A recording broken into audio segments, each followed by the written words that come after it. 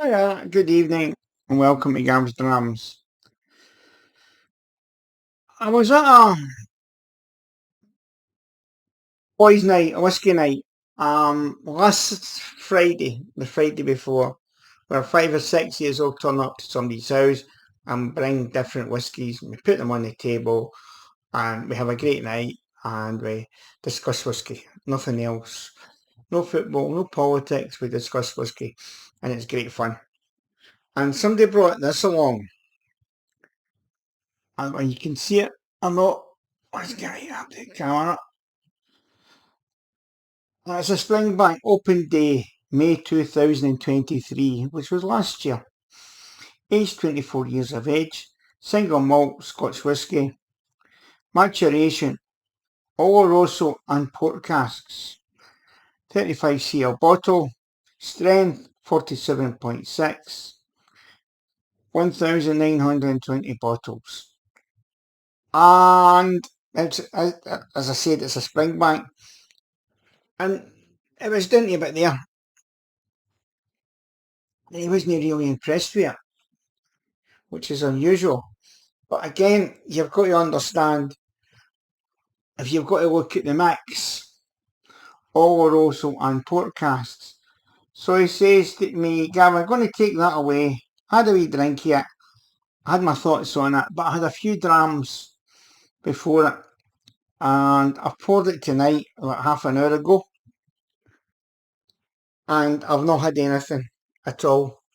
I've not even any water beside me. So I'm going to maybe look at it and see what I think. It would, excuse me, it'd be interesting what other people think of this. He thought it was quite different. So I'll go for the legs on it to start with. I'm quite high and they are hanging to the glass. They really, really are. They're hanging and they're not moving at all, which is a good sign. And then they're starting to move. So good legs, hanging to the glass always means a good thing for me. So sherry, Oloroso and port casks. So there's two different dimensions in this. And that's why I think some people were turning their nose up at it. And then other people like it because it's a Springbank. So let's bring it up to the nose.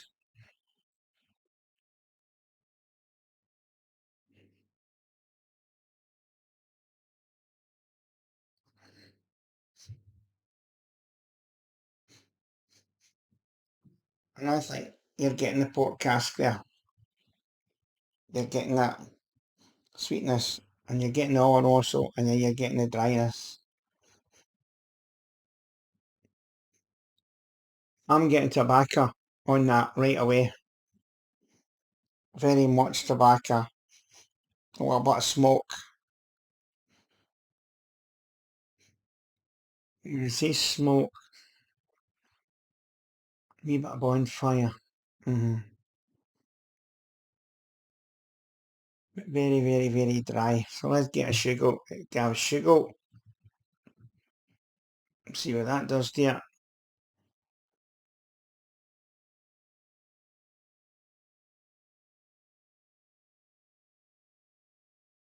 There's a dryness in the nose. I don't know what the cut is, how much Oloroso, how much port. It says casks, so there could be a mix.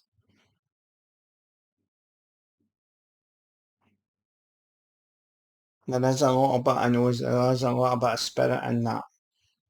Just a little bit when you put your nose right into it.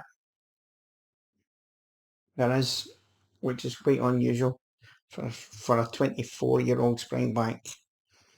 I just wonder, comments, 35 season, maturation, all those one pours. I just wonder whether it was in bourbon for so long and nowhere else in port cast. You just don't know what the mix is. So If you've tasted this, if you've got this, open it. Let me know what you think of it. As I says, I was asked to review this. It's spirity. There is a lot of nose sprinkle in that. There is no doubt about it. And that's unusual for a Springbank. Try to get out of my head that it's a Springbank. It's a whiskey. Try and review it.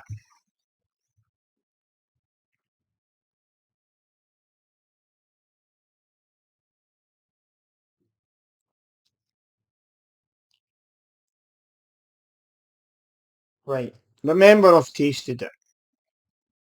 I know what I'm getting. Right. The first thing I'm going to say, it's not a bad whiskey. Okay? That's the first thing I'm going to say. But it's a little bit different for your Springbank 25s and stuff like that. Because they're normally bourbon and sherry. When I tasted it and at the tasting when we were all there, I felt it was a little bit dirty. Now, how I explain that, I don't know. Glen Scotia is what you call a dirty whiskey. Okay? I just felt there was a little bit of dirtiness, a little bit of engineering in it, a little bit oily in it. That's what I felt, and I'm getting that again.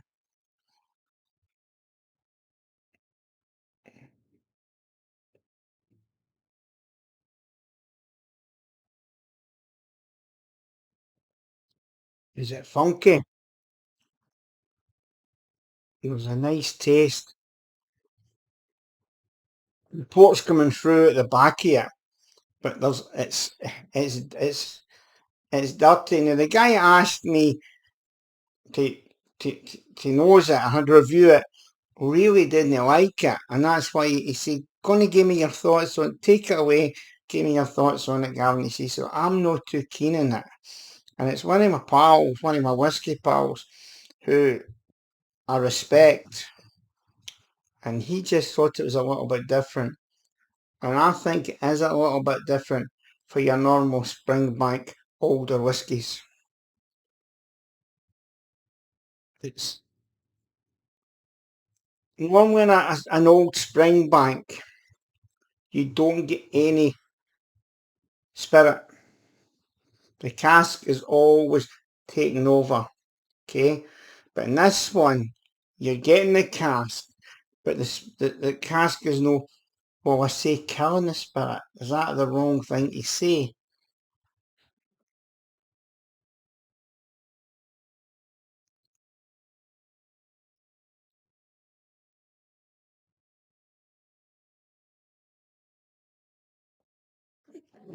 Chewy. It's quite lively for a 25-year-old Springback. Now, I'm going to do something I would never do with an older Springbank to see what happens. Now, I've not done this. I haven't done this before. I've been thinking, and I'm going to put a little bit of water in it. Just see what that does to it. Because it's a little bit of engineering for me. A little bit to the Glen Scotia side of Campbelltown. It really, really is. It's a little bit on the dirty side. I don't know whether that's the Oloroso on the dryness or the port. There's just something. It's not your normal Springbank, I can tell you that right now. And it'd be interesting if many people have opened this. And like, I'm going to keep that. And if I can get my hands on this year's one, I'm going to compare them. I've got a lot of older Springbanks at the moment I'd like to compare, so I'm going to hang on to that for a while and see if I can get something to nose it. Slightly disappointed. I don't know how much it cost. I don't know what they were charging for it. With an older Springbank, to me, you never you you this you never get that spirit. What I mean is that spirit burn. You always get the cask. If it's a bourbon cask or it's a sherry cask, you always get the cask influence. Are we getting Oloroso and pork influence in that? Yes, but we're getting spirit as well.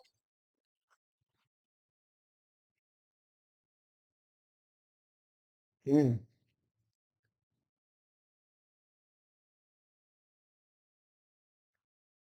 that is much better. That is much better. I'm not going to put any more water in it. That just calms it down. Now we're starting to get the oloroso, the dryness, the tobacco, and then we're getting that port.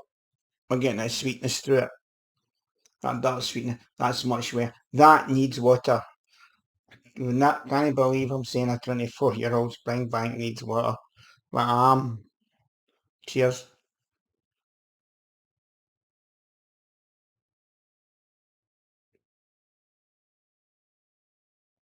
Much fruitier. It's taking the garnish, it's taking the oil away with it. I like that with water. I wasn't too keen on it without water. So there it is. Last year's open day bottle. They're doing this now so as more people can get them. What do you think it's a good idea? I know it's a good idea to stop the investors, I think, buying 70 cl bottles and putting them on and selling them. I think it's a good idea for that. It's a great idea for the drinkers. I don't know whether the people would keep these and sell them. I certainly wouldn't. So, thanks for watching Gav's Drams. It's much appreciated. Press the bell, press the subs button. There's quite a few people been buying me a coffee and I've not really replied to them because I've a wee problem getting into that. I'm still getting the money when it reaches a certain tip, so I really, really thank you for that. So this Sunday I'm going to a tasting in the Belfry. It's £45 tasting, which is normally expensive, but there's a lot of good whiskies in it. And I know there's quite a few people from Glasgow coming through here. And that's where I'm going to be holding my first meeting to try and start the Edinburgh Whisky Club on the 9th of July on the Belfry at Tollcross. So there's a wee plug. I like that with water. And yet I always say don't put water in a old Springbank. So thank you very much for watching. Cheers. It's a beautiful night out there. I think I'll sit in the garden. Um, Take care, guys. Enjoy your drams. As Ralphie says, don't get pissed.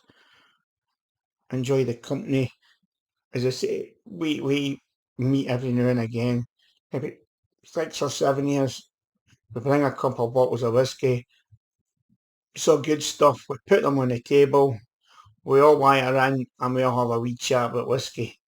And it's great. And that's what whiskey's all about. And that's what we want to try and get started in the Whiskey Club. So thank you.